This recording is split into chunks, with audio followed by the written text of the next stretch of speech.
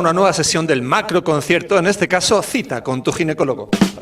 Si tuviéramos descargas en Spotify de las clases, si tuviéramos a alguien que poner en prime time, seguro que sería Jorge Ruiz, que es vuestro profesor favorito, uno de vuestros profesores favoritos, y que por lo tanto tenemos una hora por delante apasionante con sus mejores éxitos. Y hola Jorge, ¿qué tal? ¿Qué tal? Encantado de que estés aquí. Pues mira, homenaje a Vichy. Ese gran concierto, a Vichy. Marta. A tope. Ay, la gorra, me ha faltado la gorra. Pero yo voy a proponerte cosas que han propuesto los alumnos para intentar repasar cosas que sean muy, muy útiles, y tengo por aquí apuntadas todas las cosas. Entonces, tus mejores éxitos. Lo primero, por supuesto, el tratamiento del cáncer de mama, dejárselo clarito en unos cuantos minutos. Yo creo que eso puede ser un exitazo, un top ventas. Perfecto. Bueno, empezamos, chicos. Buenos días, buenas tardes, buenas noches, cuando nos estéis viendo. Vamos a resumir la parte más importante, yo creo que del tema 1, como siempre os digo, que es el tratamiento quirúrgico del cáncer de mama. Alguna cosilla, alguna pincelada de quimio, alguna pincelada de hormonoterapia. Como sabéis, que estas no las podemos fallar, son de las que no podemos fallar, ¿vale? Resumen así que parece mucho, pero que vamos a intentar desguazarlo todo, ¿vale? Muchas veces me preguntáis, ¿cuándo hay que dar neoadyuvancia o cuándo no? Recordad que yo soy ginecólogo, humilde, que no soy oncólogo, ¿vale? Pero dos pinceladas que yo creo que nos lo podrían poner. Ya sabéis que podemos poner la cirugía o la quimioterapia antes o después, con los mismos resultados, ¿de acuerdo? ¿Cuándo adelantamos la quimio? Pues, por ejemplo, imaginaos que nos pusieran tumores agresivos, como por ejemplo un tumor HER2 positivo, recuerda, tumor de mal pronóstico, y los triples negativos, ¿vale? Pues podríamos poner quimioterapia para reducir el tamaño del tumor y hacer una cirugía más sencilla, ¿de acuerdo? Por tanto, a poco que nos pongan un tumor triple negativo o HER2 mayor de 2 centímetros, podríamos darle tratamiento médico antes. Os pongo aquí hormonoterapia en pacientes receptores hormonales positivos y frágiles. Paciente muy mayor, silla de ruedas, anciana, en una residencia, que tenga un tumor en la mama muy grande, que le hacemos la biopsia y sale receptores de estrógenos positivos a esa paciente. Para poderlo hacer operable o simplemente como tratamiento de mantenimiento paliativo, le podemos poner hormonoterapia. Recuerda, las posmenopáusicas con con inhibidores de la aromatasa. En neoadyuvancia se suele utilizar, como recuerdas, el letrozol. Bien, ya sea antes o después que pongamos quimio o después, nos vamos a la cirugía. Hemos hablado mucho sobre cirugía conservadora de mama y radioterapia. Recuerda, tumores pequeñitos y sobre todo tumores pequeñitos con respecto al tamaño de la mama, que te pueden poner 1,7, 1,8, 2,1, cirugía conservadora asociada a radioterapia siempre. Recuerda que la radioterapia, siempre que hacemos cirugía conservadora por un carcinoma ductal in situ o infiltrante, la aplicamos. Eso nos lo han preguntado muchas veces y es relativamente sencillo, pero damos un paso más. ¿Qué indicaciones os podrían poner de mastectomía? Pues es muy difícil dejarlo reseñado en una pregunta, en un caso clínico, como esos tumores grandes con respecto a la mama. Eso es difícil que nos lo pongan. Pero, por ejemplo, recuerda el carcinoma inflamatorio, ese proceso inflamatorio tumoral que progresa geográficamente por la mama, que es muy grande, muy extenso, mastectomía. Microcalcificaciones difusas que afectaran a diferentes cuadrantes y, por tanto, imposible conservar la mama. ¿Márgenes positivos a pesar de ampliaciones? Eso también es difícil que os lo pregunten. Pues tras varias ampliaciones, pues que siga habiendo márgenes afectos de una cirugía conservadora, pues mastectomía no creo que os lo pusieran. Y una gestante que requiera radioterapia durante la gestación. Complicado que os pongan eso, pero sería una gestante que tuviera un cáncer de mama muy prontito, en el primer trimestre, ¿de acuerdo? Y quedara mucho para finalizar el embarazo y aplicar radioterapia. Por tanto, que os lo pusieran en el tercer trimestre, como siempre os digo, tratamos el cáncer de mama durante el embarazo exactamente igual. Finalizaremos a la 34 o 37 semana y daremos el tratamiento complementario después. Y luego, radioterapia en el cáncer de mama, preguntado hace muy poquito, cuando hacemos una mastectomía. Pues cuando tengamos mucha carga de enfermedad, recordar 3 por 5, 15, el T3, 5 centímetros, tumores muy grandes, ¿vale? Muy grandes, después de la mastectomía le doy radioterapia. Los T4, cuando afectan la piel, ¿de acuerdo? Recuerda, T4A atrás, la pared torácica, T4A atrás, T4B delante, la piel, ¿vale? Aunque sea pequeñito, pero que rompa la piel, y evidentemente el carcinoma inflamatorio, que es un proceso que afecta a la piel, y cuando ya sea el cáncer de mama grande o pequeño, pero que haya afectado a la axila, radioterapia. Estas tres indicaciones preguntadas hace poquito. Y en cuanto a la estadificación ganglionar, recordad, en general lo que nos van a poner es ganglio centinela con axila clínica, ecográfica y citopatológica negativa, ¿de acuerdo? Hacemos el centinela, ¿vale? Mientras que si nos dicen que ve un ganglio positivo, perdón, un ganglio sospechoso en la ecografía con engrosamiento de la cortical, pérdida del hilo graso, le hacemos una punción y si nos da positiva, linfadenectomía. En la intraoperatoria del ganglio centinela, ¿cuándo indicaremos una linfadenectomía axilar? Aunque está todo esto en remodelación, ¿de acuerdo? En revisión, cuando nos encontremos macrometástasis, lesiones tumorales mayores de 2 milímetros, o si realizamos la técnica OSNA, que mide el RNA mensajero de la citoqueratina 19, si tenemos más de 15.000 copias, nos vamos hacia linfadenectomía axilar, ¿de acuerdo? No puedo más. O sea que perfecto. Y ahora, haciéndole un homenaje a nuestros amigos latinos que nos han preguntado por los subtipos del cáncer de mama con la canción de Ozuna de Luminal, Luminal, su cáncer de mama creo que es luminal. Jorge, luminal. Cosa que creo que también nos pueden preguntar. Un espectro importante que tenemos que tener en la cabeza siempre, desde los tumores de mejor pronóstico en función del perfil inmunohistoquímico, de receptores de estrógenos, de progesterona, el ER2 y el CAI, hacia los tumores de peor pronóstico, ¿de acuerdo? Aquí metemos como los tumores luminales, recordad, aquí tenéis un poco las frecuencias, el más frecuente de los luminales A, afortunadamente y por eso de mejor pronóstico, que estos recordad que les vamos a dar hormonoterapia, ¿de acuerdo? ¿Vale? Bien, esto en cuanto a los luminales. Uy, va, que la estoy liando. Esto de la pantalla sabéis que no me llevo muy bien con ella, ¿vale? Ahí tenéis las frecuencias, ¿no? Entonces, tumores luminales, receptores para hormonas positivos, le vamos a poner hormonoterapia, ¿de acuerdo? Terapia endocrina. Me fijo en el estatus menopáusico, premenopáusica, tamoxifeno, postmenopáusica, inhibidores de la aromatasa, ¿vale? En el otro extremo tenemos los tumores agresivos que crecen mucho y al crecer mucho responden muy bien a la quimioterapia, ¿de acuerdo? Fijaos también en el Ki-67, recordad que es un índice de proliferación celular, cuando está por encima del 20, el 30% se duplica mucho y por tanto crece mucho y va a responder mejor a la quimioterapia, ¿vale? Y entre medias se nos quedan los tumores ER2 positivos, que como siempre os digo son tumores de peor pronóstico, lo hemos puesto en naranja y entre medias, ¿de acuerdo? Que como son más agresivos le vamos a poner quimio, pero tenemos un receptor de membrana que va a ser susceptible de tratamiento dirigido con terapia anti-ER2, trastuzumab y pertuzumab. Y se nos quedaría entre medias los luminales B. Recordad que los luminales B, que hay una mezcla un poco rara, son aquellos que son luminales, presentan receptores para estrógenos positivos, pero tienen algún dato de mal pronóstico, ya sea porque tenga un Ki elevado y nos vamos prácticamente, y estoy generalizando, a tratarlos como los triples negativos, o recordad que teníamos los luminales B que sobreexpresaban ER2 y por tanto los trataremos parecidos a esto, ¿de acuerdo? Siempre me preguntáis, ¿la quimioterapia en los luminales A? Chicos, no os metáis en eso porque la mayoría no lo van a necesitar, pero es una generalización. Si os quedáis con este esquema, más o menos, yo creo que podréis responder muchísimas preguntas de quimioterapia, aunque es un tema que, como sabéis, no es lo mío del todo. Pues para no ser lo tuyo, nos lo dejas súper claro. Yo creo que si preguntan algo, ya vamos sumando netas, ¿eh? Vamos sumando netas y del cáncer de mama a lo mejor casi todos los años hay dos netas sí que tenemos. Pero no sé si se te ha quedado algo en el tintero para contarnos de la biopsia del ganglio centinela o... Yo creo que es lo nuestro preguntable, sobre todo, como sabéis, la estadificación gangliosa. Sabéis que nuestra función, hoy que somos ginecólogos, nuestra función es quitar el cáncer y estadificar la axila para darles información a los oncólogos para que tomen y a los oncólogos radioterápicos para que tomen su decisión.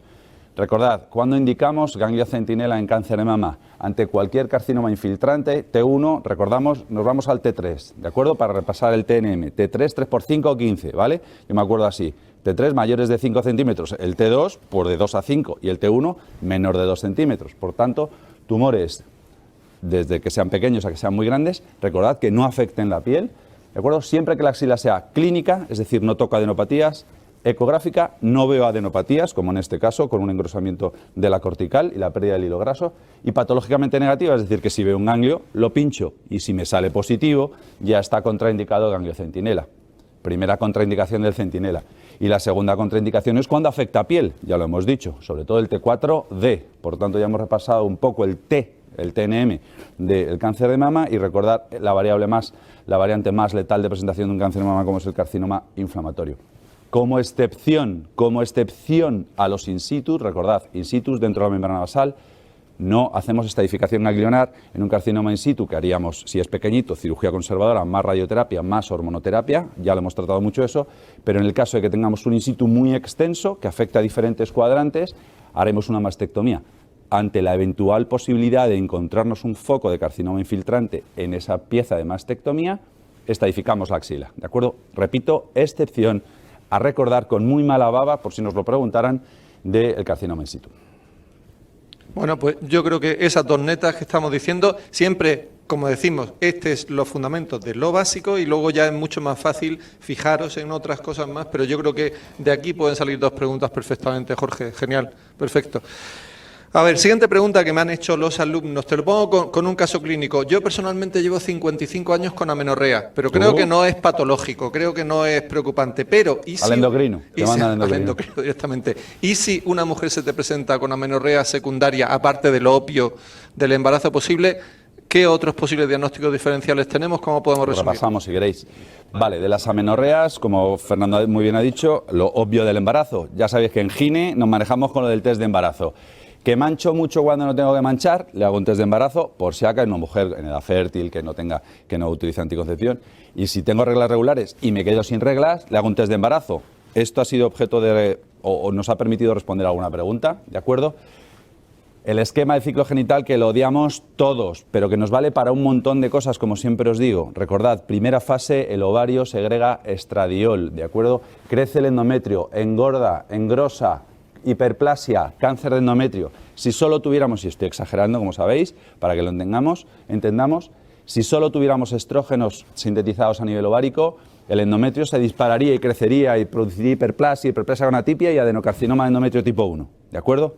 Gracias, recordad, a la ovulación en ciclos normales, día 14, que eso ocurre muy raramente, se genera progesterona que va a hacer muchas funciones. Ya sabéis, el cuerpo lúteo en la segunda fase va a segregar la progesterona, pero sobre el endometrio, ¿qué va a hacer? Va a evitar la proliferación, va a inhibir, cohibir, evitar que el endometrio siga creciendo y por tanto va a controlar el grosor endometrial y aparte de generar esta maduración glandular para hacer un endometrio receptivo al embarazo, la mayoría de los ciclos no terminan en embarazo, evidentemente. ¿Qué es lo que va a evitar? Ese crecimiento endometrial exagerado.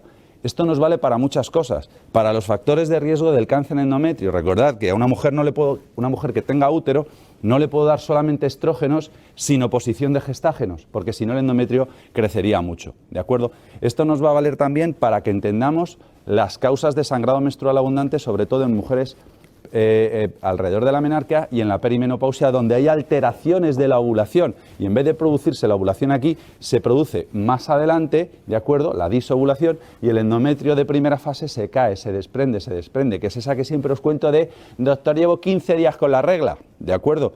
Pues esa mujer, ¿cómo corregimos eso? Con progesterona. ¿Por qué utilizamos los anticonceptivos? Que siempre os digo la misma historia, que es que nos dicen los neurólogos, es que siempre le ponéis la píldora. Pues es que ¿qué le vamos a poner? Pues es que es lo que tenemos, ¿de acuerdo? Si tuviéramos algo mal le pondríamos otra cosa. ¿Por qué ponemos la píldora? Porque lleva estrógenos, pero lleva progesterona.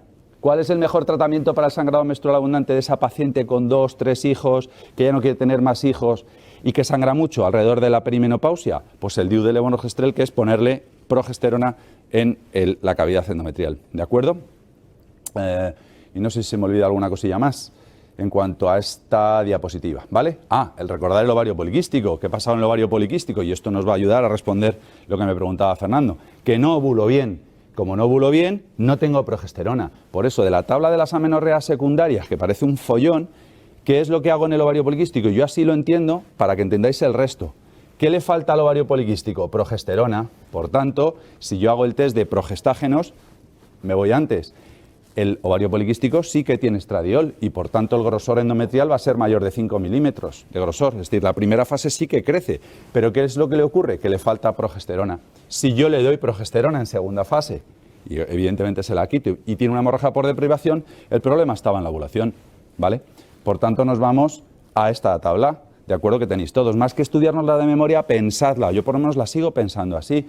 Ante Fernando me rayaría mucho y lo mandaría al endocrino directamente, pero bueno, ante una paciente, yo es que ya sabéis que los ginecólogos son las mujeres, es que no vemos chicos, es que es lo que tenemos. Por tanto, test de embarazo, la historia, ¿de acuerdo?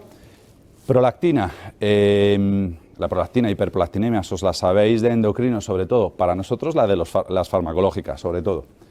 Otro detalle antes de meterme en todo el carajal del centro. El fallo ovárico precoz, aquí lo tenemos. ¿Qué es lo del fallo ovárico precoz? O insuficiencia ovárica primaria, o menopausia precoz de toda la vida. Cuando una mujer pierde la regla por debajo de los 40 años, no me viene la regla. Entonces, ¿qué es un fallo ovárico precoz? ¿Qué le va a pasar? Como la menopausia, los estrógenos bajan y FSH sobre todo, y LH también, pero sobre todo FSH sube, ¿vale? Como os decía, si nos metemos en el ovario poliquístico, ¿qué es lo que le pasa al ovario poliquístico? Le falta gestágenos. Hago el test de gestágenos, le doy su progesterona durante 10-12 días y si tiene la regla, el problema estaba en el ovario, ¿de acuerdo? Y en la parte quizá un poquito más complicada es la parte central, en la cual, yo lo pienso así, si es una menorrea central, pues no se generan estrógenos y por tanto el endometrio es menor de 5 milímetros, repito, más teórico que práctico, ¿vale? Pero si el problema estaba a nivel central, si yo le doy lo que le falta de esa estimulación ovárica y le doy estrógenos y progesterona y tiene la regla, pues evidentemente el problema estaba a nivel central.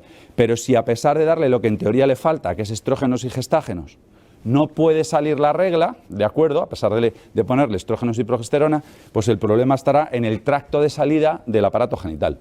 Súper raro.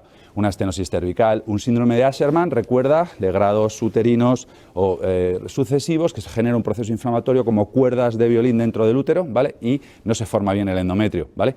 O, como os he puesto aquí, un himen imperforado, que el himen perforado no hay que llegar a esto, simplemente hay que explorar a la paciente y pegarle un tajo en el himen, ¿vale? No sé dónde te encuadrarías tú, Fernando, lo siento. La última seguro que no. Pero bueno, siguiente pregunta que me están formulando. Y ya esto es como una petición mía propia. Yo cuando mi hija me pregunta por el anticonceptivo que se podría tomar, cuando mi hija me pregunta por el anticonceptivo, ya yo no, porque no estoy en edad. Pero mi hija cuando me pregunta por eso, ¿qué le digo? La píldora que ¿Qué le recomiendo? ¿Qué le recomiendo? Bueno, no sé. Pues en cuanto a la píldora, primero decir que los efectos, ya sé que nosotros como médicos que somos muy cenutrios, pues nos metemos en los efectos secundarios que vamos a revisar ahora un poquito, ¿no? Pero recordad que los efectos beneficiosos de los anticonceptivos, no es que lo esté vendiendo, ¿vale? Sino que es así, ¿de acuerdo? No soy tan original porque me lo estudié antes de venir. Los efectos beneficiosos superan a los efectos perjudiciales, ¿de acuerdo? Tenemos un montón de efectos terapéuticos, como bien sabéis, ¿vale? En cuanto a los anticonceptivos, recordar, estrógeno hace crecer el endometrio, un par de ellos, no tenemos mucha variedad. Pero lo que le da el color, el tinte, la peculiaridad, con lo que podemos jugar con una paciente u otra, en función de lo que nos plantea Fernando, pues es con el gestágeno, ¿de acuerdo? Recordad que el gestágeno es el que permite hacer las funciones, sobre todo la función principal de inhibir la ovulación, inhibir el pico del LH. Recuerda que espesa el moco cervical y por tanto es beneficioso para reducir el riesgo de enfermedad inflamatoria pélvica, es decir, una paciente toma la píldora, tiene menos riesgo de desarrollar enfermedad inflamatoria pélvica y por último, lo que buscamos mucho, que es la atrofia endometrial. ¿Atrofia endometrial para qué? Para atrofiar el endometrio y que la paciente sangre menos, sangrado menstrual abundante, y atrofia endometrial que se producirá en la endometriosis. Por tanto, todo lo que lleve progesterona, ya sea en forma de anticonceptivos o de DIU liberador de levonorgestrel, va a ser útil, recuerda, para la endometriosis, ¿vale? Por eso luego nos critican esto y nos dicen que todo lo tratamos igual, pues ojalá os inventéis otra cosa, ¿vale? Efectos beneficiosos que los sabéis, recordad, sobre neoplasias, varias veces preguntado el beneficio sobre el cáncer de ovario, recordad la teoría de la ovulación incesante de la rotura del epitelio, varias veces preguntado, pero no me cansaré de repetir, que también disminuye el riesgo de cáncer de endometrio de tipo 1, como sí, lleva estrógenos, pero lleva compensación con progesterona. El resto de cosas las hemos tratado mucho a lo largo de vuestra formación y de vuestros compañeros. Recordad, DIU de levonorgestrel, perfil así un poco de mi quinta para abajo, ¿vale? Que yo ya soy muy viejo, ¿vale? 40 y pico años, varios hijos y sangro mucho. Quiero anticoncepción por 5 años y reducir el sangrado. Perfil del DIU de levonorgestrel. Y dentro de los anticonceptivos, todos valen para todo, ¿de acuerdo? Pero sobre todo el que lleva dienogest controla, reduce más el endometrio y por tanto se mancha menos. Otra cosa que nos podría preguntar la hija de Fernando, por ejemplo, tengo mucho acné. Recordar la asociación de hirsutismo más no me viene bien la regla, síndrome ovario poliquístico, que aprovechamos, ¿de acuerdo? No me viene bien la regla, 70% la causa más frecuente de anovulación, ciclos irregulares, amenorrea secundaria, ¿nos suena? Y además tengo más vello de lo normal, ¿de acuerdo? Por tanto, tendremos que regularizar el ciclo y tendremos que controlar los signos de hiperandrogenismo. ¿Qué anticonceptivos más antiandrogénicos hay?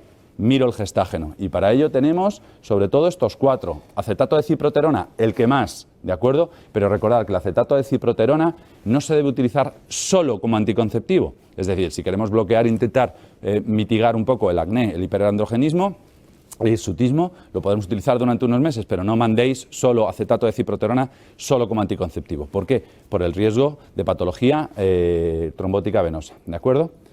Después, dienogest, drospirenona y clormandinona. Ya hemos hablado del dienogest como que es, dentro de sus peculiaridades, que controla bastante bien el ciclo y se mancha menos. Y luego recordar que la drospirenona en régimen de 24+4, sabéis que las píldoras hacemos 21+7 en general, 21 de verdad, 7 de mentira, tengo la regla en esos 7 días y empiezo, ¿vale? En el régimen que se pauta la drospirenona de 24+4, muy útil para el síndrome premenstrual, ¿de acuerdo? Por ese efecto diurético, ¿de acuerdo? Y luego, miedo que nos da la píldora, patología vascular, sobre todo, ¿vale? Patología vascular, como veis, tenéis diferentes referencias en cuanto a que efectivamente las pacientes con patología vascular, con anticoncepción, y lo vais a ver en la urgencia de los hospitales, aumenta el riesgo de tromboembolismo venoso, ¿de acuerdo? Entonces, es así, bajo, porque estamos tratando de mujeres jóvenes, ¿de acuerdo? Dentro de los anticonceptivos, recordad que aquellos que llevan solo gestágenos, aquellos que se inventaron dijeron, oye, si los estrógenos son los malos de la película, si yo le pongo una píldora solo de gestágenos, inhibo el ciclo y por tanto no me quedo embarazada. Bueno, pues en aquellas pacientes donde tengamos problemas tromboembólicos o de riesgo vascular, recordad que los anticonceptivos solo de gestágenos, recordad que esos son los que también ponemos, por ejemplo, en el posparto, no por el efecto de vascular, sino por los estrógenos durante la lactancia, ¿vale? Píldoras solo de gestágenos, ese riesgo vascular no lo tienen. Y dentro de los anticonceptivos, aquellos que están formulados con levonorgestrel, noretisterona o norgestromina, son los que menos riesgo vascular tienen, ¿de acuerdo? Que Jorge me ha dicho que ciproterona, con pro, ¿eh? Ciproterona, ¿vale? Sí, ciproterona. Sí lo tiene. Mira, que es que tengo que seguir con la clase, te dejo. Mira, Jorge, estaba pensando en una pregunta posible va a salir de estos dos temas que nos has dicho, amenorreas, anticonceptivos, pero sumándole el ovario poliquístico yo creo que ya tenemos. Y yo creo que eso es el diagnóstico a lo mejor lo que más... Sí. El diagnóstico está claro, lo hemos tratado muchísimo, Fernando. Hemos tratado muchísimo el diagnóstico, las bases del diagnóstico del ovario poliquístico a lo largo de la formación. Esto creo que nos ha quedado bastante claro. El cuadro típico de paciente con síndrome de ovario poliquístico. Ya hemos visto algunos de los riesgos que tiene el síndrome de ovario poliquístico, más riesgo de adenocarcinoma de endometrio. Y vamos a finalizar con el tratamiento, yo creo, 2 pinceladas. Ya hemos visto el tratamiento con la píldora, por eso todos estos temas se mezclan mucho y si los entendemos, y por eso la gráfica del endometrio es útil, nos sirven para entender todo este rollo.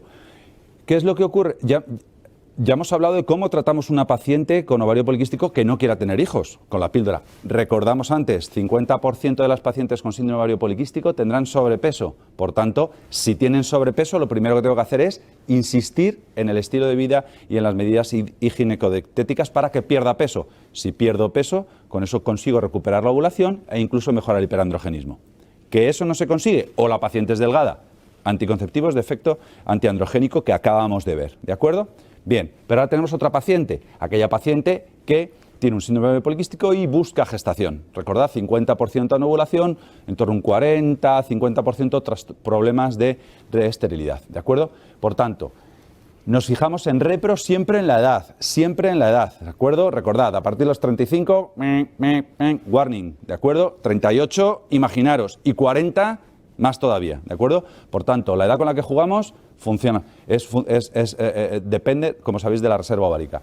Por tanto, perfil de paciente que nos pueden poner, hace muy poco nos lo pusieron, una mujer con sobrepeso u obesidad, joven, tenemos tiempo para bajar peso, ¿de acuerdo? Y que recupere la ovulación y se quede embarazada sola. Jugamos un poquito con eso, ¿vale? Modificación de los hábitos de vida de primera línea en aquellas pacientes con sobrepeso. Bien, recordad, después, citrato de clomifeno entre 3 y 6 meses, ¿vale? Recordad que siempre nos dicen que es el fármaco de elección de primera línea. Bueno, vamos a dejarlo ahí. En la práctica luego ocurren otras cosas. Evidentemente, si la señora no tiene sobrepeso, no la voy a poner al gimnasio a full, ¿vale? Por tanto, citrato de clomifeno, ¿vale? Que no responde, como muchas pacientes pasa, nos vamos hacia los ciclos de gonadotropinas y inseminación artificial, preguntado hace muy poquito.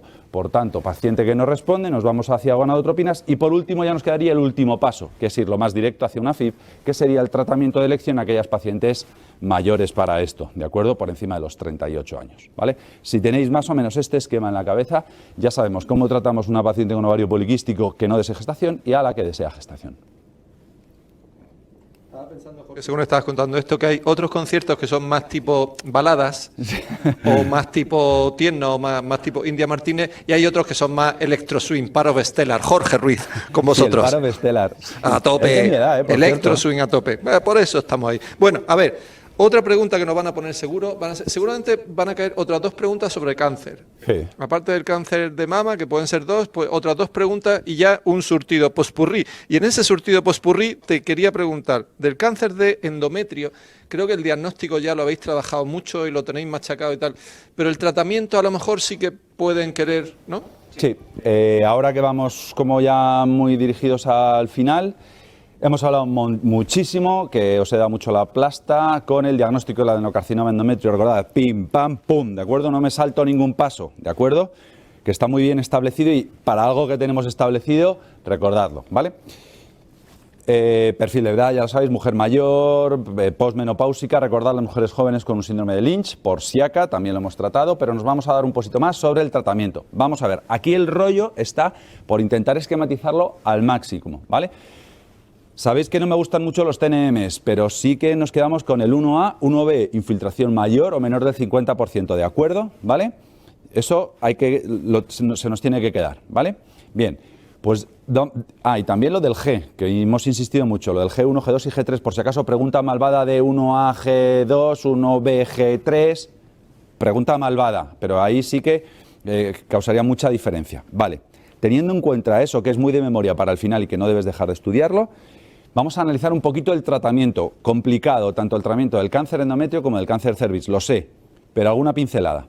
Metemos en un mismo grupo, como veis, G1 y G2. Aquí el rollo está en entender que G1 y G2 van juntos y por otro lado va G3. Y lo que he insistido mucho es en el 1A y el 1B. Por tanto, es como que yo tengo un primer grupo que es 1A, G1 o G2, que va por un mismo rollo, ¿de acuerdo?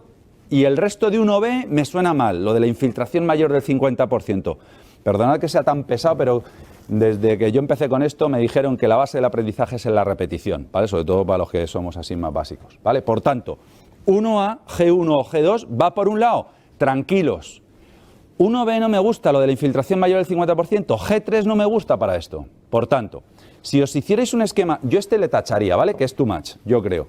Pero, por ejemplo, yo me haría un esquema súper rápido de cara, si nos lo preguntaran, y os ponéis esta tablita de 4, ¿vale? 1A, G1, G2, 1B, G3, ¿vale? De tal manera que esto, buen rollo, ¿vale? Típica viejecita que mancha no sé qué, no sé cuántos, que al hacer la cirugía, por cierto, recuerdo, estadificación quirúrgica del cáncer endometrio, para ver lo del miometrio, le hago, es como bajo grado, ¿vale? Y luego nos metemos aquí, o sea, lo contrario, 1B, G3, repito, lo contrario, 1B, G3, como de alto riesgo, ¿vale? Y entre medias, ¿qué queda? Un riesgo intermedio. Por tanto, estos se tratan de una manera, estos se tratan de la contraria y estos intermedio, ¿vale? Por tanto, 1A, bueno, esto no me importa mucho, ¿vale? 1A, G1, G2, histerectomía más doble ansectomía. Repito, viejecita que sangra, que se le ve un cáncer endometrio, que le hacemos una histerectomía, que el patólogo nos dice que la infiltración es menor del 50%, G1, G2, que lo sabemos ya con la biopsia, histerectomía más doble ansectomía. Terminamos, ¿vale? En el alto riesgo, o sea, no es alto riesgo, es como es lo de alto grado, por decir una forma, en rojo, le hacemos todo, a full. Histerectomía más doble anesectomía más linfadenectomía. Vamos aquí. Y más linfa pélvica y paraórtica, ¿vale? Y entre medias, ¿qué hacemos en estas? ¿De acuerdo? Pues a mitad, ¿de acuerdo? Histerectomía más doble anesectomía, linfa pélvica más menos aortocava. Esa nos lo van a preguntar, ¿de acuerdo? No creo, porque esto es opcional, ¿vale? Depende del perfil de paciente. Por tanto, repito, como 3 tipos de pacientes, ¿no? Esta histerectomía más doble anesectomía, esta todo, y el intermedio, esto, ¿de acuerdo? En adelante, evidentemente, pues la cirugía agresiva si es que se puede. Bien, y luego, Esto es más complicado y repito, yo no soy oncólogo radioterápico, pero por daros algunas pinceladas que os pudieran poner.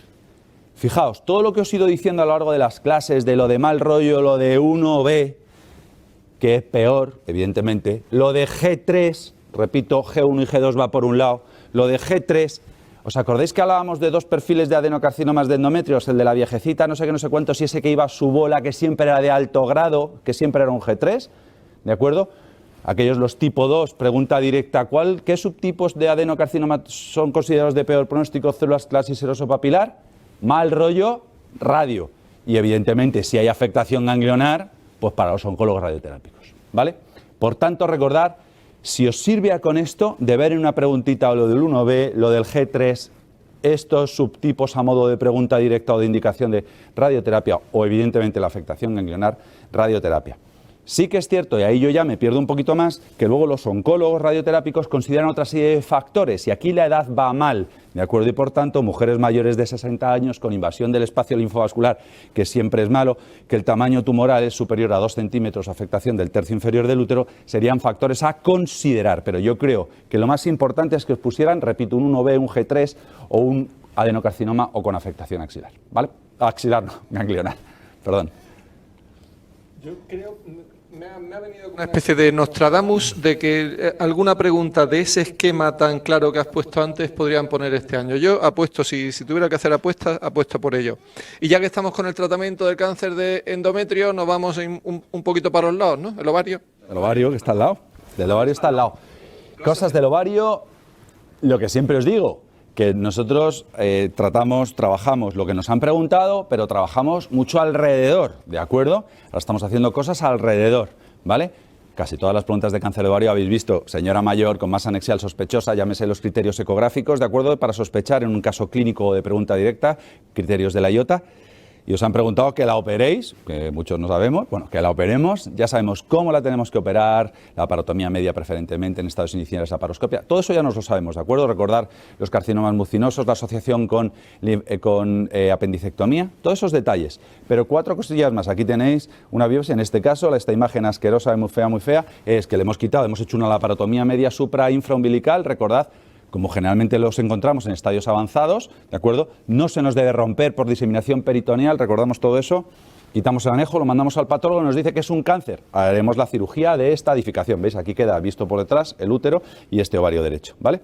Bien, recordad los criterios de citorreducción, ¿de acuerdo? Cuando termino la cirugía tengo que decir si he sido capaz de quitar todas las masas. Esto, por si acaso, a modo de pregunta directa, repito, casi siempre os han preguntado, masa anexial, opérela usted para estadificarla, ¿vale? Solamente, por cierto, casi todas las preguntas se lo han puesto con marcadores normales, ¿vale? Que no os perturbe lo de los marcadores. Solamente nos han preguntado esto, pero esta tablita yo creo que puede ser preguntable en función de si queda o no masa residual después de la cirugía, ¿de acuerdo? Que quede ahí una verruga, que quede ahí metida en los vasos pélvicos, que no hay quien la quite, ¿de acuerdo? ¿Vale? Esto, criterios importantes. Y luego, la chorradilla esa que siempre os digo, la chorrada esa de, sabéis que entramos, si hay ascitis aspiro y la mando para citología lavado peritoneal, si no, echo suero, lavo y mando para citología lavado peritoneal. Recordad el estadio 1C, porque cambia mucho el rollo. La chorradilla, entre comillas, de que haya células positivas en el lavado peritoneal condiciona, como veis, en adelante la administración de quimioterapia, ¿de acuerdo? Paclitaxel, carboplatino, ¿de acuerdo? Por tanto, recordad, 1A, un anejo, ¿de acuerdo? 1B, 2 anejos, ¿vale? 1C, esta chorrada, ¿vale? Pero esta chorrada condiciona, como veis, la aplicación de quimioterapia.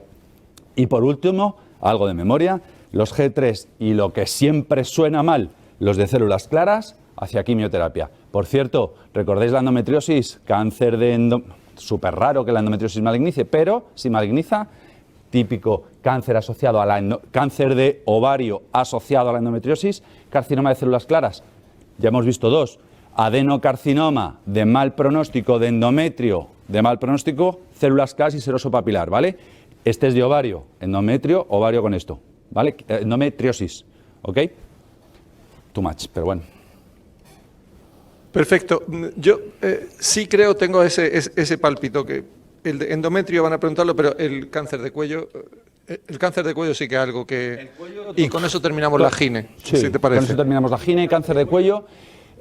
Nos liamos mucho con el TNM. 2 cosas del TNM para el final, ¿de acuerdo? Cuando ya estemos lo que hemos tratado en primera vuelta, en segunda vuelta. Conozco bien la especialidad, ¿de acuerdo? ¿Vale? Y al final me quedo con la memoria, ¿vale? Esto es de las cosas que yo creo que hay que utilizar en las últimas semanas, en la última semana, cuando nos toque GIN, el último repaso. Las cosas de memoria. No volváis al diagnóstico del cáncer endométrio, que ya lo hemos tratado mucho. Nos lo estudiamos, repito, de memoria fresca. Vale, de todo este rollo, donde hay que insistir, no creo que os lo pregunten a modo directo, pero lo que hay que entender es que tenemos como dos perfiles de pacientes con cáncer de cuello uterino. Por cierto, el tratamiento se basa en el TNM, ¿de acuerdo? Todo lo que tenéis en cuanto al tratamiento, en cuanto al TNM. Bien, entonces, rollo de memoria, pero yo creo que lo más preguntable, aparte de que os hagan la típica pregunta directa, es saber diferenciar qué paciente es quirúrgica de la que le mando a radioquimio, ¿de acuerdo? Por tanto, palabrotas en un caso clínico así de tocho, así, tres palabrotas que tengo que ir a buscar. El tamaño mayor o menor de 4 centímetros y la afectación del parametrio, del parametrio. Recordad, el útero es así, está fijo a la pared pélvica por los parametrios y por detrás por los úterosacros. Eso es lo que tenemos que cortar para sacar el útero por abajo o por arriba. Si esto, el cáncer, desde el cuello se me está yendo hacia acá, no me puedo meter quirúrgicamente por ahí. Por tanto, esas dos palabrotas. Recordad, reso, prueba imprescindible para, digamos, la valoración prequirúrgica de la paciente. La exploro y la reso, técnica obligatoria. Lo que peor me dé, ya sea la exploración o la reso, la exploración me parece que no afecta al parametrio, pero la reso mide 5,4 centímetros. No es quirúrgico, ¿de acuerdo? ¿Vale? Por tanto, tumor igual o menor a 4 centímetros, chicos, aquí sí que hay un tamaño, ¿de acuerdo? 3,2 es quirúrgico siempre y cuando esté limitado al cuello o a la parte superior de la vagina y evidentemente no haya afectación ganglionar. Al revés, todo lo contrario, basta con un criterio, 4,3, y aquí sí que nos encanta lo de los tamaños, no como en la mama, a 4,3 no es quirúrgico, va hacia radioquimioterapia. Os pueden poner una pregunta así, pero te ponen 4,8 radioquimio, ¿de acuerdo? Os ponen el tamaño que sea, pero os ponen con afectación ganglionar, u os ponen que hay afectación del parametrio, radioquimio. Dicho eso, y repito, es muy complicado el árbol de decisión del cáncer de cuello, y yo lo entiendo, casi todos los años, porque aquí nos metemos en un berenjenal que es brutal y que tampoco hay que volverse loco, desde mi punto de vista.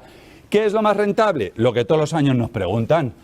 Un tumor, fijaos, 1 a 1, menor de 3. Paciente que se le hace una, recordad, citología. Con la citología no quito el útero, hago una biopsia y hacer la biopsia me sale un carcinoma de cervix, o en la pieza de una conización me sale un carcinoma de cervix de 2 milímetros. 2 milímetros, chicos. Fijaos, si no hay invasión linfovascular, que eso no nos lo han puesto, tenemos dos opciones, 2 milímetros en la pieza de un cono, pues, o en una biopsia, pues 32 años y quiere tener 90 hijos, le hago una conización y evidentemente seguimiento. La misma señora con un tumor de 2 milímetros al hacerle la biopsia y tiene 58 y tiene 90 hijos ya los ha tenido, pues le hago una histerectomía, ¿de acuerdo? Esto es lo único que nos han preguntado, porque esto es un berenjenal de la leche, no os metáis, ¿vale? Por tanto, para el final, memoria, TNM, por si acaso, pregunta malvada que a mí no me gusta, que no nos gusta, pero por si acaso pregunta malvada, y lo de siempre, chicos, en gine, que no me canso, espabilaos, que los que os hacen las preguntas son ginecólogos, ¿de acuerdo? Entonces, fijaos en la edad, en la clínica, en los deseos genésicos, fijaos en eso, porque a lo mejor eso os permite tomar la decisión, ¿vale? Perfecto, bueno, pues la gine la tenemos terminada. Vamos a la obstetricia, pero antes describimos la situación, describimos la situación endémica que tenemos en CTO últimamente, recientemente, endemia de embarazos y que posteriormente da lugar a recién nacidos. Y eso, si hoy tenemos prime time, si tenemos uno de vuestros mejores profesores, también tenemos la jefa de todos los productores, editores, maquetadores, etcétera, que es Sandra León, que está aquí con nosotros y que le podría preguntar ella a Jorge ahora, y lo que me hicieron en la eco del primer trimestre y tal, ¿eso para qué me lo hacía?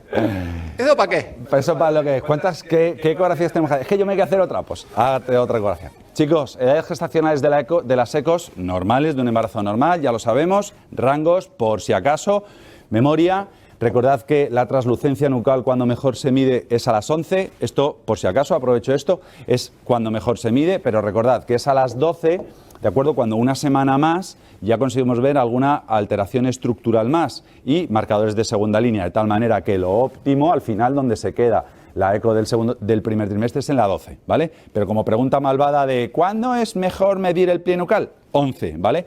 ¿Cuándo es mejor hacer la eco del primer trimestre? A las 12, en definitiva. Imagen que clavamos hace un par de años en el MIR, que fue un CRL, ya sabéis que 2 objetivos en la eco del primer trimestre. Primero, datar la gestación, preguntado, tirado. Segundo, medir la translucencia nucal, principal marcador de cromosomopatías, preguntado recientemente, ¿vale? La eco de del segundo trimestre, la de las 20 semanas, ahí tenéis el rango, la que nos dicen si es niño o niña, ¿de acuerdo?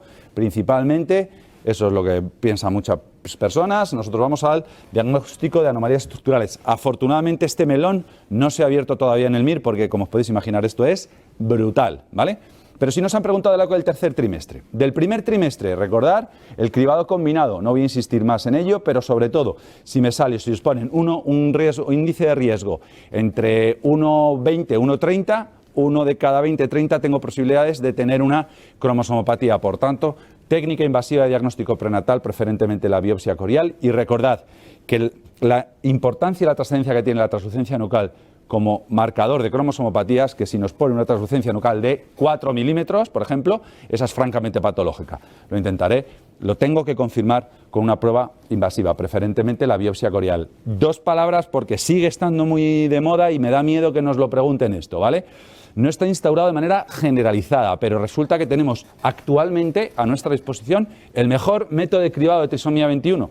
También analiza otras trisomías, ¿vale? Con una tasa de detección superior al 90%. No lo podemos aplicar a toda nuestra población de embarazadas, desafortunadamente. Pero 4 cosillas. Recordad que el test de DNA libre circulante es actualmente el mejor método de cribado. Repito, no aplicable a toda nuestra población, pero recordad que es un test de cribado. Si nos saliera de alto riesgo, requeriría una confirmación con una prueba invasiva, preferentemente con una amniocéntesis. ¿De acuerdo?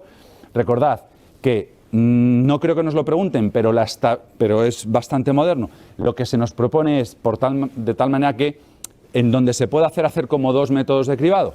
El cribado combinado el primer trimestre, como os he explicado, que nos sale normal, fuera, a casa. Que tenemos importantes alteraciones con un índice de riesgo superior a 1/50, una malformación ecográfica severa. Imaginaos lo que podemos ver en el primer trimestre con un fetito así, muy severa. O veis la potencia que tiene la translucencia nucal, diagnostique usted que no tiene una cromosomopatía y dejamos para ese riesgo intermedio entre 1,50 y 1,250 este test de DNA libre circulante que nos permitiría decantarnos hacia una prueba invasiva o no. Repito, no creo que nos lo pregunten, pero tener estos conceptos, ¿de acuerdo? Y por último, no me cansaré, pero os cuesta mucho o nos cuesta mucho lo de los niños pequeños. Recordad, ¿qué es un feto pequeño? Por debajo del percentil 10, primera definición, ¿de acuerdo? Vale, la mayoría son pequeñitos, chiquititos, no necesitan mucho, necesitan poquito agua, ¿vale? Para regarse, como siempre digo, como los bonsáis, le echo un poquito de agua. Por tanto, mi Doppler es normal, son pequeñitos, ya crecerán fuera. La mayoría, afortunadamente, esto nos lo van a preguntar. ¿Qué os van a preguntar? ¿Qué es el CIR? ¿Qué es el CIR? Pues el que es súper pequeño, por debajo del percentil 3, que es muy pequeño para que os hagáis una idea, o aquel que está, como os decía, entre el percentil 3 y el percentil 10, pero con Doppler anómalo. Recordad, tercer trimestre estamos, el niño tiene que crecer, ponerse muy gordo y muy grande porque así la abuela está más contenta. Cuanto más grande mi niño, más listo. Entonces, la arteria umbilical gorda, gruesa, distensible, eso es lo normal. Por tanto, la resistencia que ofrece al paso de sangre, baja. Arteria cerebral media, cuando cortamos por aquí, se ve el polígono de Willis, una arteria muy chiquitita donde la sangre pasa súper rápido, ¿de acuerdo? Por tanto, resistencia alta, condiciones normales. ¿Qué pasa al revés? Imaginaos que no es así, pero ¿y qué pasa al revés? Que la arteria cerebral, la arteria umbilical, en caso de un CIR, de una insuficiencia placentaria, se reduce, se estenosa, se hace más dura, como una manguera, ¿de acuerdo? No es distensible, por tanto, los índices de resistencia o índices de pulsatilidad, que es lo mismo, nada más que una fórmula física que te da la maquinita, se eleva en la arteria umbilical por encima del percentil 99, en las arterias uterinas, como va más para atrás, también. Y lo último que nos cuesta un poquito más entenderlo, la última definición de CIR, que es la arteria cerebral umbilical se estenosa. ¿Y qué hace la del coco? Para que llegue sangre al coco, vasodilatarse. Por tanto, la arteria cerebral, que era pequeñita, se empieza a hacer más gorda, la resistencia baja aquí y aquí aumenta. Por tanto, el índice cerebro-placentario disminuye.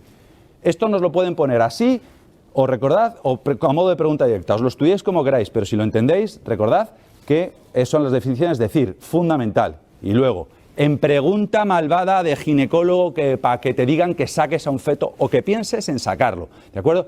Lo que siempre os digo, que las preguntas de cirugía o de cesárea de sacarlos o de inducción tienen que estar muy claras, ¿de acuerdo? Porque tomar la decisión, y sobre todo en el entorno pretérmino de sacar un fetito, tienen que estar clarísimas, ¿de acuerdo? Por tanto, ser espabilados, ¿de acuerdo? Y miro a ver qué me están preguntando. Recordad, la arteria umbilical, el feto, entra sangre, tanto en sístole como en diástole. Entra sangre, sístole y en la diástole. ¿Cuándo empieza? Esto es el flujo diastólico presente en la arteria umbilical. ¿Cuándo empieza a jorobarse la historia? Cuando veis en la diástole no pasa sangre. Ausencia de flujo telediastólico en la arteria umbilical. Este está empezándose a estar tocado. No os volváis locos con si hay que hacer una cesárea corriendo o no. Si lo que te van a preguntar es que lo saques. Y sobre todo, si durante la sístole sí que es capaz de mandar sangre para adelante, pero durante la diástole no tiene fuerza y hay un flujo reverso, le estamos robando sangre al feto, esto, atentos, porque lo que nos están queriendo decir es que este fetito, Sandra, no sé borrar, que este fetito hay que ir pensando en sacarlo, ¿de acuerdo? ¿Vale? Por tanto, estas cosillas a modo de pregunta de un caso clínico, porque es que subrayar eso para que te diga inducción del parto, finalización, corticoterapia y tal. Se me ha quedado claro hasta a mí, que soy cortito, que el feto tiene como una defensa y entonces dice que me llegue sangre, al cerebro, que no me llega sangre. Al cerebro. Está muy claro. Ahora, de estos embarazos que hemos tenido, ¿alguna vez nos ha consultado alguien? He manchado un poquillo durante el primer trimestre, por tal, cosa que no suele tener importancia. ¿Alguna cosa vez? Que no todas. Ya sabéis, tío, en gine la urgencia, los que queréis dedicar a gine, ya sabéis, tenemos vulvo, vaginitis, sangrados, amenazas de aborto, eso es, vamos, el pan nuestro de cada día, ¿vale? Vamos por ello, hemorragias del primer trimestre. Hemos tratado un montón los abortos, el ectópico, que soy muy pesado en el ectópico porque es un cuadro clínico que tenemos que manejarlo y que creo que una pregunta a un ginecólogo no la puede hacer. Hemos tratado mucho eso. Y hoy creo que vamos a refrescar un poquito de la mola, que no hay quien la entienda, lo de la mola, que es más raro que la leche. Pero ¿qué ocurre? Que estas cosas de la mola tienen cosas muy preguntables. Recordad, mola completa, todo es mola. Todos son como degeneración trofoblástica. Recordad esa imagen característica. Útero aumentado de tamaño. Niveles de beta superiores a 100.000. Pusieron el año pasado, pregunta de 100 y pico mil. Nos vamos a una bola. Y como tiene 100 y pico mil, tengo mucha clínica de embarazo. ¿De acuerdo? Tenéis las características de anatomopatológicas, pero como mola completa, todo es mola, ¿vale? Por tanto, no hay feto, ¿vale? Mientras que en la mola parcial puede haber feto o embrión, ¿vale? Más tasa de complicaciones, evidentemente, y fijaos, el cariotipo diploide, preferentemente 46XX, a diferencia de la mola parcial. Mola parcial es mitad, como yo lo entiendo así, como mitad mola, mitad abortito, ¿vale? Por eso, generalmente, la clínica suele ocurrir al final del primer trimestre, mientras que la mola un poquito más avanzada, ¿vale? Todas las diferencias y recordad el cariotipo triploide, ¿de acuerdo? Principalmente 69XXY, ¿de acuerdo? Dale. Eso es muy de memoria, pero sobre todo saber detectar, como hace poco nos lo preguntaron, la típica ecografía de tormenta de nieve de la mola completa. Repito, la mola parcial, que por cierto es más frecuente, la mola parcial, va a ser como un abortito donde veamos esa degeneración trofoblástica, ¿vale? Menores niveles de beta-HCG, aquí niveles de beta-HCG muy elevadas. Sangrado vaginal, esto sangra un montón, anemia, hiperemesis, mucha clínica de embarazo como los gemelares, útero aumentado de tamaño a diferencia del aborto o del ectópico, ¿vale? Podemos ver quistes tecaluteínicos, como sabéis, y fundamental, determino beta-HCG, preferentemente total, que no lo hace nadie, como dicen los libros, pero no eso no lo hace nadie, todo el mundo hace beta-HCG, antes y después. Perfil básico y tiroideo, ¿por qué? Pues porque por la similitud, recordéis, de la HCG con la TSH, ¿vale? Por tanto puede haber clínica o analítica de hipertiroidismo, ¿vale? Y lo de siempre. El aborto, tenemos tratamiento médico o quirúrgico, preferentemente tratamiento médico, como sabéis, ya hemos hablado mucho. Aquí tengo que tener una constancia histológica de que esto es una mola parcial, repito, la más frecuente, mola completa menos frecuente. Y no se hace un legrado a lo así, ¿de acuerdo? Es dilato y metemos un aspirador, ¿de acuerdo? Dilatación y succión, legrado por aspiración. Intento evitar el raspado, ¿vale? Para diseminar las vesículas trofoblásticas por ahí. Preferentemente con control ecográfico para una confirmación histológica, pregunta hace muy poquito. Y lo de siempre, dos cositas. Le hemos hecho una beta antes, 100 y pico mil. Le hacemos una beta después del legrado, ¿vale? Y vamos monitorizando semanalmente hasta que tenemos 3 negativas. Cuando tenemos 3 negativas, luego mensual durante 6 meses en la mola parcial y durante 12 meses en la mola completa. Mientras tanto, como estoy monitorizando con beta-HCG, por si me hace una enfermedad trofoblástica persistente o metastásica, la paciente no se debe quedar embarazada y, por tanto, anticoncepción. Los anticonceptivos hormonales durante 6 o 12 meses son seguros en el seguimiento de la mola. Matías Prats, ¿qué te parece el concierto de Jorge? El concierto de Jorge Ruiz mola. Bueno, mi hijo Fernando quería venir, Fernando, te quiero mucho, quería venir al mundo en la semana 32, o parecía eso porque hubo un sangrado en el tercer trimestre. ¿Nos cuenta algo sobre ello? Tema súper rentable, chicos, súper rentable, ¿de acuerdo? Del que no podemos fallar y no nos pueden meter mano por ningún lado en este sentido, ¿de acuerdo? Placenta previa, abruptio, rotura uterina y tal. ¿Cómo nos van y la rotura de vasos previos. ¿Cómo nos pueden poner esto? Recordad, inicio insidioso en la placenta previa, estoy aquí en el corte ingleso de compras y empiezo a manchar, ¿de acuerdo? No me duele, pero mancho. Bueno, me agobio y voy al hospital, ¿vale? El abruptio, recordad, es un accidente obstétrico donde ¡blum! Se desprende la placenta y el útero se contrae, hipertonía, ¿de acuerdo? La rotura uterina, por cierto, relativa asociación de la placenta previa con cesárea anterior, ¿vale? Pero la rotura uterina también con cesárea anterior. ¿Cuándo se va a romper el útero? No estando aquí en clase. El útero se rompe cuando estoy de parto, mayor presión intraabdominal, intraamniótica, se rompe el útero, ¿de acuerdo? Y la rotura de vaso previo, recordad que la presentación, por delante de la presentación pasa el cordón y al romperse el líquido en la bolsa, ¿de acuerdo? Amniorexis de líquido amniótico hemorrágico, perdonad, ¿vale? Aquí tenemos el fetito y aquí tenemos, ¿veis? El cordón por delante. Al romper la bolsa, pues se produce una hemorragia brutal, amniorexis de líquido amniótico hemorrágico y evidentemente una rápida afectación de la frecuencia cardiaca fetal porque le estamos cortando el cordón, ¿vale?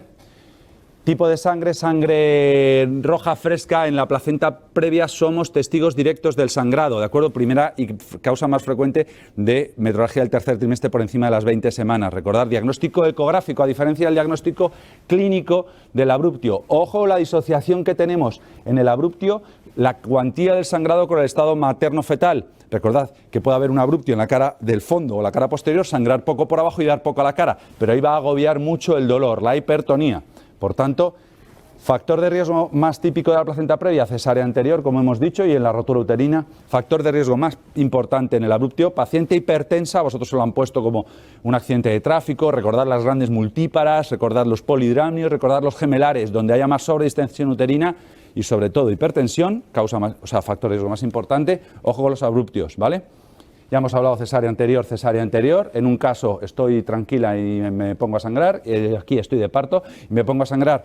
Recordad, útero hipertónico, súper brusco, hipertónico, hipertensa, el rollo es para el abruptio, ¿vale? Mientras que la rotura uterina, si se me rompe y estoy de parto, pues imaginaos el rollo. Shock hipovolémico materno, pero si no sangra mucho, ¿cómo puedo sospecharlo? Porque al romperse el útero, como cuando se te rompe el cuádriceps o el tendón de Aquiles, ambas partes pierden el tono, por tanto, atonía uterina, ¿de acuerdo? ¿Qué pasa? Que claro, si está con la epidural a lo mejor no le duele y por tanto esa pérdida, ese cese brusco de las contracciones durante el trabajo de parto en el contexto de una paciente con cesárea anterior hace sospechar una rotura uterina. Y por último, en general, los episodios del sangrado de la placenta previa son la típica señora que ingreso, no sé qué, no sé cuántos, y cuando se pone a sangrar a lo bestia es cuando hacemos una cesárea, ¿de acuerdo? Si no, cesárea electiva, recordad, 38, 39 semanas, y si antes se pone a sangrar a lo bestia, pues evidentemente tomaremos la decisión, abruptio, cesárea directa, ¿de acuerdo? ¿Vale? Salvo que haya un feto muerto, una cosa de estas raras, ¿vale? Esto hay que sacarlo, evidentemente, y todas estas situaciones hay que sacarlas corriendo, ¿vale? Es cuando llegaría y diría Jorge, bueno, terminamos el concierto, hasta siempre en Madrid, pero nos quedan 10 minutos, para hacer un bis, y cuando uno sale a hacer un bis, pues hace 2. Y un bis, ese tema, estados hipertensivos del embarazo. ¡Oh, qué maravilla! Este tema es que es relativamente reciente, ya presentíamos que podía cambiar, ¿de acuerdo? Tenemos 4 cosas nuevas que no nos pueden pillar. En torno a un 10%, como sabéis, de las embarazadas desarrollan hipertensión. Rollo, la definición sigue siendo lo mismo, ¿de acuerdo? 140-90, y hipertensión crónica, hipertensión gestacional sigue siendo lo mismo. Aquella señora que venía hipertensa de su casa, aquí ya sabéis que el límite son las 20 semanas, ¿de acuerdo? Por tanto, la señora venía hipertensa, era hipertensa y se quedará hipertensa, o aquella paciente que desarrolla hipertensión antes de la semana 20, eso es fácil. Si aquí no era hipertensa y a partir de la 20 desarrolla hipertensión, es hipertensión gestacional, simplemente es hipertensa. ¿Cómo manejamos a esas señoras? Pues normal, controles analíticos, le bajo la tensión, control analítico está todo bien, aguantamos como a todo el mundo hasta la semana 39. Que tuviera un mal control lo que sea, pues finalizaríamos a la 37. Pero vamos, en general no las tocamos, su antihipertensivo, su analítica, quieto. No creo que os pregunten eso, os lo pueden preguntar a modo de definición, ¿vale? Preeclampsia, ¿nos ha cambiado la definición? Nos ha modificado de lo que ya sabíamos todos. ¿Qué es una preeclampsia actualmente? Pues una preeclampsia actualmente es la asociación de hipertensión por encima de la semana 20 más alguna de estas 3 cosas. Proteinuria, un CIR, que ya sabemos lo que es, o signos o síntomas de disfunción orgánica materna. Esto es una preeclampsia y a mí personalmente me gusta más esta definición de las que teníamos previamente. De tal manera que cuando terminaremos ¿cuál es el tratamiento de la preeclampsia? Finalizar el embarazo. Aquí sí que somos bestias, ¿sabes? Es como, para bajar la tensión tenemos que sacar al niño, ¿de acuerdo? Pues ¿cuándo? Preferentemente la semana 37. ¿Qué ocurre? Que cuando tenemos criterios de gravedad, pues tenemos que alcanzar, como siempre os digo, con todo, con una PP, con una bolsa rota, con un cáncer, con una preeclampsia grave, intentar llegar a la semana 34, ¿de acuerdo? Bien. Ya sabemos lo que es hipertensión, qué es proteinuria. Recordar la nueva definición de proteinuria en ausencia de infección urinaria o de contaminación. Sobre todo que os pueden preguntar, ¿cuál es la opción preferente? Y ojo, porque esto sí que os lo pueden preguntar este año. ¿Cuál es la opción preferente para determinar proteinuria durante el embarazo? O lo estudiáis de memoria. La que teníamos de toda la vida, proteinuria de 24 horas mayor de 300, la que teníamos siempre, y la más cutre, como siempre os digo, 2 cruces en la toma, 2 o más cruces en la toma de orina de la tirita esa. Repito, ¿cuál de las siguientes es la opción preferente para diagnosticar de proteinuria a una paciente? Por tanto, ya sabemos lo que es preeclampsia, ya sabemos lo que es CIR, ya sabemos lo que es proteinuria, y un detalle, que esto sí que ha cambiado. Actualmente diagnostico la proteinuria, pero no necesito hacer seguimiento porque no se relaciona con la gravedad del cuadro. Visto este concepto, ojo con este detalle. También esto es reciente y a mí me gusta. Y por último, recordar cuáles son los criterios de gravedad, los signos o síntomas de que la hipertensión está estropeando órganos diana, como cefalea frontooccipital, fotopsia, epigastralgia o me duele por aquí un dolor tontorrón, dejo de orinar, hago una insuficiencia renal, se elevan las transaminasas, que las transas son normales, por eso es lo único que no sabemos los ginecólogos, la hemoglobina y las transaminasas y las plaquetas, porque necesitamos esto, no lo sabemos nada más, o por lo menos yo. ¿Con eso te vale? Con eso te vale, porque si las transaminasas se elevan, no se tienen que elevar del embarazo, ya sé si el colesterol sí, esto no, ¿vale? Trombocitopenia progresiva desarrolla un HELP, ¿de acuerdo? Criterios de HELP, hay que saberse los criterios analíticos, por cierto. ¿Y cuándo hablo de una preeclampsia grave? Pues cuando la hipertensión o es muy alta, 160-110 en varias ocasiones, persistente, no sé qué, no sé cuántos, o aparece en alguna historia de estas. ¿Qué es esto? Esta es la típica, porque la otra ya os he dicho, vamos bajando la tensión, controles analíticos, las transaminasas normales, no deja de hacer pis, está todo bien, pero cuando esta mujer empieza con este rollo, mi cabeza es... a ver cuándo lo saco. Por tanto, ¿qué os van a poner a vosotros para sacar una cosa de estas? Pues te van a poner 36 y pico, que ya lo saco sin problema, con alguna porquería de estas. ¿De acuerdo? La hipertensión está estropeando a la paciente, ¿vale? Empezamos con Avicii, con Stellar y bueno, hemos terminado con los Beatles, con el Help, you know I need someone, sí. Hey. Y ya terminamos entonces. Ya que estabas diciendo antes que si el niño tenemos que llegar hasta la semana 34, es que no conviene que nazcan antes. Hombre, a ver, no, bueno, ¿no? Ahí para eso tenemos a los pediatras, gracias a Dios. Nosotros tenemos a los anestesistas, gracias, y a los pediatras, ¿vale? Porque si no fuera por ellos, ¿qué haríamos? Neonatólogos de futuro. Chicos, ¿cómo nos pueden poner una PP?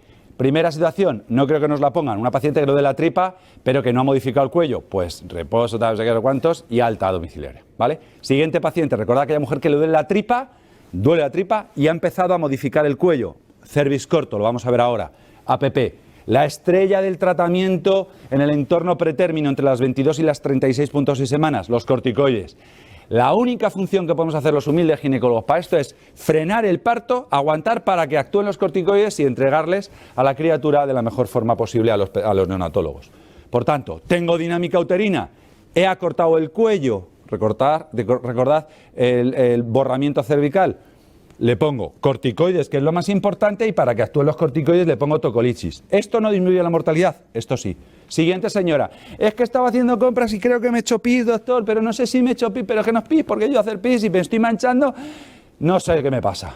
Pues que he roto la bolsa, le metes el espéculo y ves cómo sale el líquido, pues que ha roto la bolsa. Movida. ¿Por qué? Porque ahí hay un riesgo infeccioso, por tanto hay un riesgo de prematuridad y hay un riesgo infeccioso que pasa en bichos de la vagina para arriba.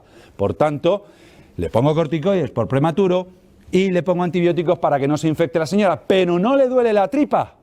Por tanto, no le pongo tocolisis. Y el Whopper completo es cuando no viene con pepinillo, bacon, con todo.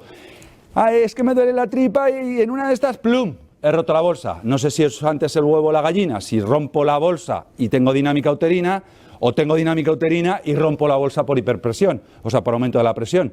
Pero el hecho es que la mujer ha roto la bolsa, riesgo infeccioso, antibióticos, el riesgo es que tiene contracciones y hay que frenarlas para que actúen los corticoides. Memoria.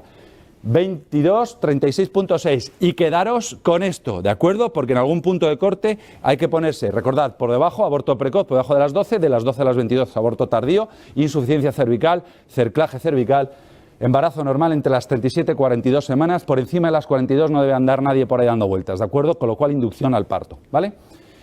Diferentes criterios, o sea, diferentes clasificaciones de lo que son los prematuros, recordad 28, 32 y 34, otro detalle importante, fíjate cómo os pongo en verde los prematuros leves, porque a partir de las 34 no hacemos nada, ¿de acuerdo? No hacemos nada actualmente, ¿de acuerdo? ¿Por qué? Afortunadamente los pediatras se hacen con estos fetos, los más frecuentes, afortunadamente, y o sea, la mayoría, y afortunadamente no tenemos que hacer tratamiento. Por último, ¿cómo manejo a esa paciente que viene con dinámica uterina, que tiene contracciones? Y ya sabéis que la exploración clínica de cada uno predice con muy poca la posibilidad de que esa paciente, la posibilidad de que esa paciente se ponga de parto. Hemograma, coagulación por si se nos pone de parto. Recordad, cuando hacíamos el exudado a las 36 semanas es un embarazo normal, pero si me viene, como dice Fernando, a las 32 no tiene el exudado hecho. Por tanto, le hago un exudado vagino-rectal, un cultivo de orina por si tiene una infección de orina y la estrella de esta historia, la cervicometría. La exploración, por muy listos que nosotros tengamos, por mucha experiencia que tengamos, fallamos en la capacidad de predicción. Actualmente tenemos una herramienta que consiste en medir el cuello uterino, ¿de acuerdo? Que nos hace nos ayuda a tomar la decisión de ingresar y tratar a la paciente. Recordad, cervix corto, aquel que es igual o menor de 25, es decir, que cervix largos, un cuello de 30 milímetros, excluyen la posibilidad de que esa paciente se ponga de parto a la semana próxima, ¿de acuerdo? Por tanto, cervicometría, registro cardiotocográfico para detectar la frecuencia cardíaca fetal y las contracciones uterinas, y recordar que actualmente el test de fibronectina, aunque hay otros muchos test, como tenéis aquí, de test bioquímicos, que es meter un exudado en la vagina y detectar con un reactante esto, ¿de acuerdo? Como herramientas únicas para decidir y decantarnos hacia si la trato o no, no tienen valor. Valdrían en el contexto de la duda, ¿vale? Por tanto, digamos como que quedarían en una segunda línea. Y último, y de memoria, ya termino, de esto también de memoria, porque esto ha cambiado con respecto a lo que teníais en el manual 11 y ya lo tenéis actualizado. Recordad que ahora mismo tenemos 3 puntos de corte a partir del cual decido tratar a la paciente o no la trato, ¿de acuerdo? Por tanto, cuello, aquí tenéis una cervicometría, en este caso son 17 milímetros, como veis aquí, la cervicometría es de aquí a aquí, ¿vale? Es esta medición, ¿vale? Esto es el cuello, si fuera así, ¿vale? Os lo pinto así, ¿vale? Esto es el cuello, ¿vale? Por tanto, esta cervicometría, recordar los valores de mucho memoria ahora, ¿vale? Aquí, menor de 25 por debajo de las 28, menor de 20 por debajo de las 32 y menor de 15 por debajo de las 34. Muy de memoria, pero por si acaso no creo que os preguntaran esto. ¿Qué os van a poner? Pues si os ponen un cuello de 12 milímetros, recordad que es un cuello corte siempre, ¿vale? ¿vale? ¿De acuerdo? Os tiene que poner algo muy grosero. Y por último, ¿veis? En este caso esta paciente, pues esto evolucionó, se fue abriendo y como veis, aquí las membranas amnióticas y lo parió, ¿de acuerdo? Y esto es lo que os quería decir. Recordad, en cuanto a la corticoterapia, recordad que la corticoterapia actualmente, también para aclarar, aprovecho esta ocasión, Fernando, porque ha sido actualizado recientemente, entre la 24 y la 34, ¿vale? 24-34, sé que os he dicho mucho 34.6, 24-34, cuando la mayoría de los centros la siguen poniendo hasta la 34.6, eso es decisión del centro, y entre la 23 y la 24, en consenso de las medidas de reanimación que acuerden los padres con el neonatólogo. Por tanto, repito, 24-34, corticoides sí o sí, no os rayéis, ¿vale? La mayoría de los hospitales también los siguen poniendo hasta la 34.6. ¿Qué os van a poner? 33, que todo el mundo está de acuerdo en ponérselo, 33.2, ¿vale? No os vayáis siempre a la cosa raruna, joder, ¿vale? 24-34, la mayoría de los hospitales han aceptado 34.6, 23-23.6 en función de la decisión entre neonatólogos y padres. Repito, os van a poner 32.4 o 33.5, que eso es para ponérselo sí o sí. Recuerdos a Vichy. Gracias. Jorge, ahora llegaría el momento en el que todos desde su casa, de pie, estuvieran aplaudiendo, oe, oe, oe, oe. Y yo quiero decirte en nombre de todos los alumnos que muchísimas gracias, porque viéndote dar la clase, uno comprende por qué nuestros alumnos son los mejor preparados del mundo. Intentamos hacer lo que se puede. Yo transmitiros, ya sabéis, como siempre, con todas estas chorradas, como, no sé, cómo veo yo esta especialidad, y que alguna de estas cosas, creedme, estoy de acuerdo con lo que dice Fernando, funcionan y valen y sirven, ¿vale? Sirven, todas estas cosas sirven. Y nada, que encantado de haber estado todo este tiempo con vosotros. Nos seguiremos viendo gracias a Sandra y todo su equipo, a Fernando. Y que si no me veis a lo largo de las Navidades, feliz Navidad, un abrazo para todos, que estéis bien, que tenéis mucho mérito, que sois unos fenómenos, que sigáis confiando en lo que os gusta, como a Vichy le gustaba la música, perdonad, pero es que a mí me gusta un montón. Y que tenéis muchísimo mérito, de verdad. Estáis haciendo un esfuerzo brutal. Me encantaría que estuvieras. Esta clase no os podéis imaginar lo grande que es, pero que estamos aquí en la academia, que estuvieseis aquí, que nos viéramos las caras, pero que os admiro un montón, que confiéis, que recordéis, como siempre os digo, cuando pusisteis eso de medicina, que yo quiero ser médico, y estáis ya lo sois, ¿vale? Pero a puntito de dar un pasito más. Y que, de verdad, que tenéis todo mi respeto, ¿vale? Un abrazo muy fuerte, feliz Navidad para tu familia y todo el mundo. Chao.